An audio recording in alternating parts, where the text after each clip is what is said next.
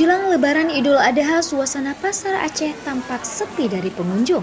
Pantauan wasata.com, aktivitas masyarakat yang membeli keperluan Lebaran di pusat perbelanjaan Pasar Aceh di Jalan Diponegoro, Banda Aceh terlihat tidak ramai. Mulyadi Koto, Kepala Security Pasar Aceh mengatakan, Lebaran tahun ini pengunjung yang datang tidak seperti tahun kemarinnya. Tori ya, menurut saya itu ya, karena peluang ya, karena ekonomi ya. Karena pun ekonomi kita sekarang ini kan sulit ya.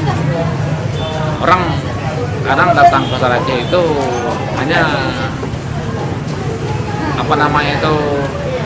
muter-muter aja gitu, nggak belanja karena nggak ada uang gitu. Cuci mata aja gitu. Nah, begitulah kira kan yang dapat sampaikan. Berarti untuk tahun ini yang paling sepi nih. Ini luar biasa. Saya di sini sudah hampir 5 tahun ya. Tahun ini luar biasa. Baik bulan puasanya maupun Lebaran ini. Dari Banda Aceh, Adam Pramayuda melaporkan untuk Wasata TV.